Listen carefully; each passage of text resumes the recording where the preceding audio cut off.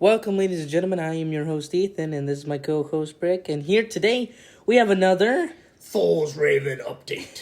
episode number 7. And we are on a roll with the official, 7 days now of the Kickstarter. 7 days, baby. So far, we have seen some big improvements and big updates. And let's take a look at some of the numbers that we have on the campaign Here's today. the numbers. Today, we're at 11,730 backers. Mm-hmm. This is today, January 24th at 10:25 p.m. Eastern Time.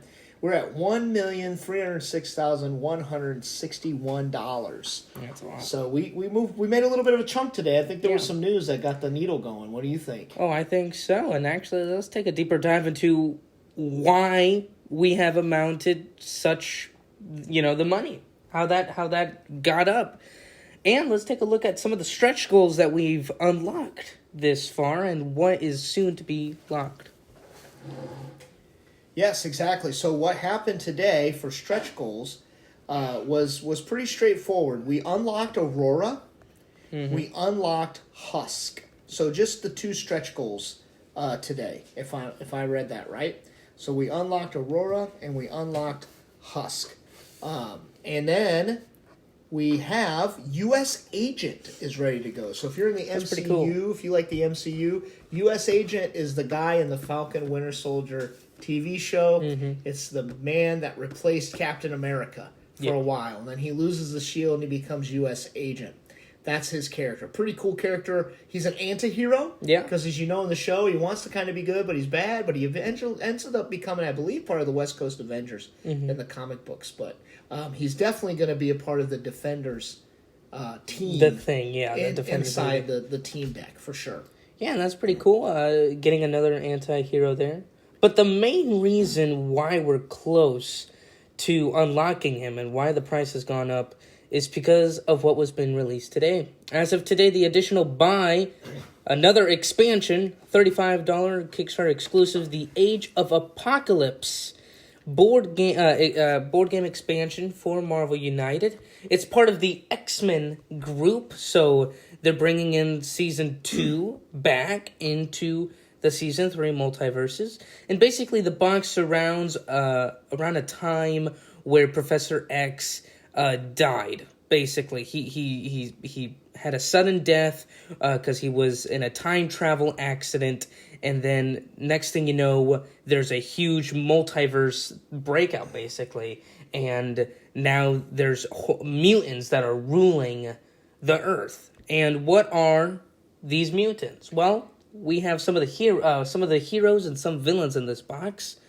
The first villain, very surprising here, we have Apocalypse, Age of Apocalypse version. Yeah, so we had Apocalypse in the other box. Yes. The 4 Horsemen of the Apocalypse, which is a great expansion to play through. Like you said, this goes in the multiverse theme. This isn't the 616 universe that the main Marvel story plays out. So we have an Apocalypse completely different than the first Apocalypse from the main box. Yeah, and we also have, instead of the normal lovable Beast character from the original core set, it's Dark Beast. It's still Hank McCoy, but it's a multiverse alternate reality version. Where so he this is Beast bad. Is bad. Which is very interesting. So he's trying to corrupt the mutant DNA, which then again, if you all remember, there's those DNA things, and not a lot of villains have had the DNA's tokens. Not a lot of them used it, for their own reason, but he is going to. So again, bringing back some of the goodness from the original Kickstarter series. And his dashboard looks awesome. It's pretty cool. It's basically he runs around, he can attack in multiple locations, but he removes all the thugs. Mm-hmm. And he drops them on this board, which is going to open up different things for him. So he's going to be a beast. He is. To try and beat. He is. Har. Oh, har, God. Har. Yeah. And then we've got Nemesis on here, the son of Apocalypse. Which is weird because we have Nemesis in the original box, but obviously this is a different variant. Yeah, and I thought it was pretty kind of cool how they did this a little bit, and the mini is pretty cool. It is. As well. But he's got some cool activity on him, and I know we're going to dig deep into it in another opportunity that we have. But he has Sabretooth, for example, as one of his henchmen. If you're KO'd by Nemesis, you permanently lose a card. It doesn't go back in your deck. Oh, wow. So it shortens the game for you. It also prevents you, his armor that he has, which is shown out on the mini, you can only do maximum 3 damage to him on a turn. So you can't have like a big turn against him. So pretty cool. Yeah, and I mean, obviously those are the 3 main villains. But what about the heroes? Well, we have X-Man. That's cool. Now, his cool. mini is cool. His mini is cool. And what basically he does is that you can start... He has a 16-card deck. Usually a Marvel United character is 12 cards, but he has 16. Each of them with a special effect. And by here it says it's too numerous to mention them all. He's got so they're all many different actions. Yeah. The problem is though half his cards have no symbols. That's right. So he's doing stuff. Yeah. But no one else is getting benefit out of it. Yeah, and it's very interesting what some of those abilities are. They can range. Their range hits. I assume you can heal yourself. You can protect others from attacks. You can even protect yourself from crisis tokens or random effects that can happen during the game. That is pretty... He seems very strong, but at the same time, he will not be a good playoff kind of character. Yeah, but he'll still be strong solo. He'll still be a strong solo. But for those who are listening and not seeing, he's kind of in an action pose. Just so you know, he is an alternate reality version of Cable. So it's Nathan Gray, which means his father is Cyclops, and his mother was Jean Grey. So he's got one eye with the power, with the laser beam coming out of it, and they show that kind of in the miniature, which is pretty cool. Got like a yellow glow, and then he's got all this kind of yellow lightning around him. It's pretty cool. Yeah, and I really like that, and I also like the next hero as well, Morph. Now, as you all know, Morph can basically copy or mimic someone like the best. He can copy them, and he can change into them as if he's. I mean, it's just amazing. He just looks identical like everybody else, and obviously, it plays that out in some of his abilities. So Morph, I mean, what do you think of Morph? I mean, Morph's pretty cool too. I like the next hero a little bit more. If you don't mind, I jump into that. It's Magneto, Age of the Apocalypse version. So in the X-Men box, Magneto is an anti-hero. In this box, he's a straight-up hero. And he actually has more heroic actions. Did you like any of his cards? Did you think they were pretty cool? Yeah, I mean, the original Magneto is pretty fun to play again, to play as. But this Magneto, I like his ability here. It says, deal 2 hits split as you like in your and adjacent locations, or deal 3 damage against a villain in your location. Obviously, I don't like dealing so much damage to a single person.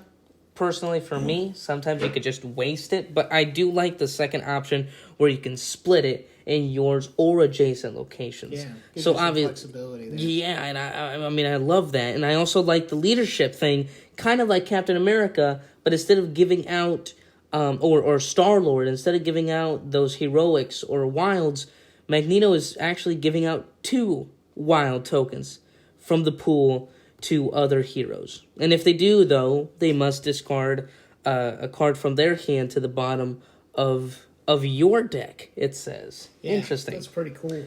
I think, just real quick, I think also, we're getting into... they're starting to really be... Some of these minis are starting to get awesome.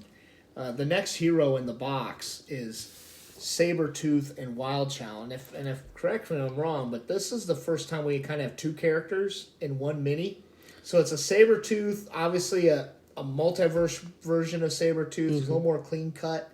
But he's got Wildchild. So in this storyline, Sabretooth was one of Nemesis' henchmen, just like he is in the normal one. But he kind of stops. In this alternate reality, Apocalypse is in charge of everything. So to be against him, you would go to jail. So Sabretooth's in jail. He finds Wildchild. So this mini has a Wildchild figure hanging off the back of Sabretooth, and they've still got their chains That's from pretty prison cool. together. It's do pretty like that. cool. One of the other stretch goals with Husk, and Husk actually her skin changes, so she can put like an adamantium skin or a fire skin, and that that's plays out in cool. her cards. But in the mini, it's like her face, she's peeling it off, and she's got half of it in her hand, and it's still stuck to her face. Oh, that's It's cool. kind of a really cool pose Yeah. that they're building into these minis, but I do like it. And pretty cool day today. yeah, and honestly, this miniature right here, it's actually not the first time. We've had multiple You're man. talking about Sabretooth and there you Yeah, go. multiple man. He had 2 figures in the same. But it seems different though, because if you look at the abilities, there was a picture of one of the abilities of Sabretooth and Wild Child somewhere. But like depending where they're at or something, like you can either choose Wild Child's ability or Sabretooth's ability, and obviously depending on what you choose depends on, like you can move or you can do heroics or hits and things like that, so you have more options there, which is pretty cool. I thought it was pretty cool. It's an X-Men box. It's got the X-Men logo on it. It literally is. I think they're going to be offering the second Kickstarter as a potential optional buy. Because why would you want to buy just one box? Exactly. And obviously that adds more to the team decks as well, which we'll probably see a bit later. Well, ladies and gentlemen, that's all we have for you all today. Very big day, pretty big day. I really enjoyed the expansion, especially in some of the stretch goals. We are close to we're in some ways a little bit far, but we're closer than we were to unlocking U.S. Agent. So hopefully tomorrow we get to talk about him a little bit more, and so on and so forth.